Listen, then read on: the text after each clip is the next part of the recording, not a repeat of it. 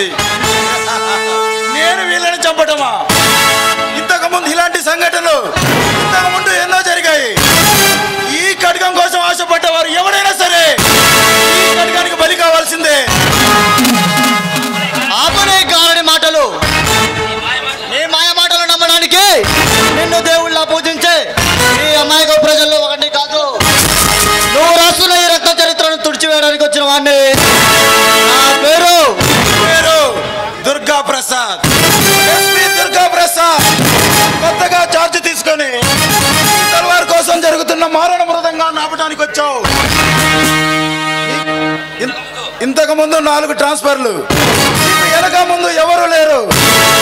ఉన్నది నీ అక్క బావ. నీ కోసం పెట్టిన బాంబ్ బ్లాస్ట్ లో వాళ్ళిద్దరూ చనిపోయారు.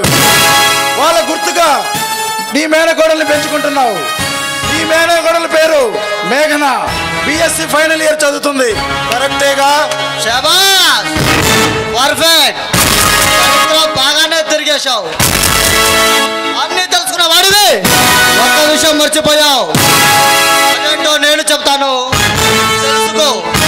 ఈ ఖడ్గం ఒక నాటకమని, ఇది ఉన్న చోట సస్యశ్యామలంగా ఉంటుందని, పంట పొలాలు ప్రజలు పచ్చగా ఉంటారని ఈ ప్రజల్ని పచ్చిగా మోసం చేస్తున్నావు.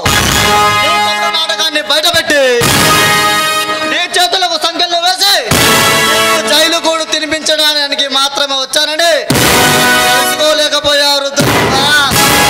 మిస్టర్ ఎస్పీ, నువ్వు మాట్లాడేది ఏది నిజం కాదు. ఈ తల్వారు ఉన్న చోట ప్రజలు సుఖశాంతులతో ఉంటున్నారని నీకు తెలుసా? అబద్ధం, అదంతా అబద్ధం. నీ వంశాన్ని, వంశ గౌరవాన్ని పెంచుకోవడం కోసం నీ తాత ముత్తాతల నుండి ఈ తల్వారు వేరే వాళ్లకు చెందకుండా ఈ అమాయక ప్రజల్ని వాడుకుంటున్నారు. ఏం తెలిసని మాట్లాడుతున్నావు? ఎందరో శత్రువులను తలనరికింది ఈ ఖడ్గం. ఈ ఖడ్గం కోసం